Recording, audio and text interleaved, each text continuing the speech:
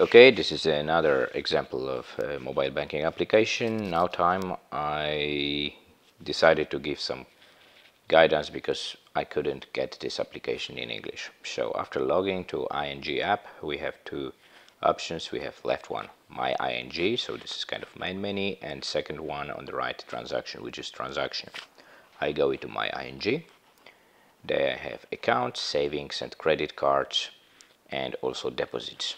So I put into the accounts and I see two demo accounts with the name of the top, last four digits of the account number in the middle, and current balance on the bottom. I go into the account. In the account I have history of the transactions. I can click any transaction. I see transaction date, amount, who is the beneficiary or the payer depending on the direction of the account, and transaction details. On the bottom I have a transaction return, Pavroot, and transaction confirmation that I can create. I'm getting back.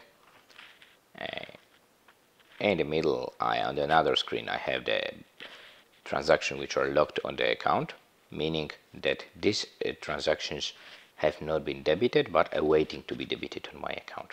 And on the another screen, I have future dated transaction on my account. I'm getting back. I always can get back, and now I go into transaction mode. I have transactions, telephone top up, and credit card payment. So I go to the payments. I have payment between own accounts, standard payments, predefined payments, SEPA, local ZUS, and local social security, because most of banks in Poland have them separate payments types. I go into SEPA payment. First I need to pick from which account I want to execute SEPA. I put some account number. Demo version doesn't validate, so I will put something. I will put also beneficiary name.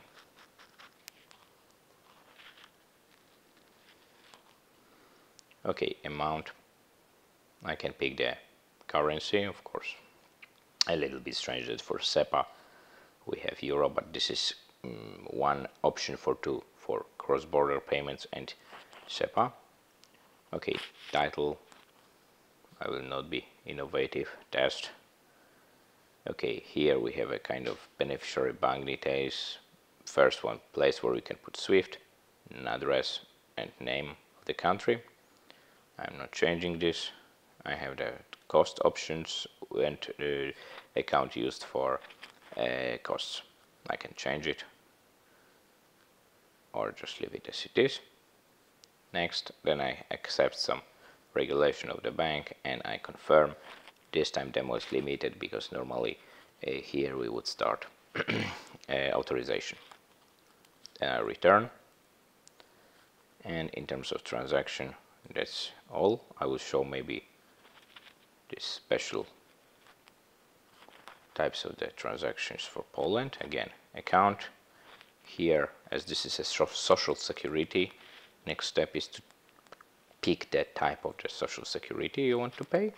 And here, instead of standard payment details, you are asked a series of things to be filled. And based on those things, system formats the payment details in the final transfer. So I'm getting back to the end, and this is exactly, I would say, it.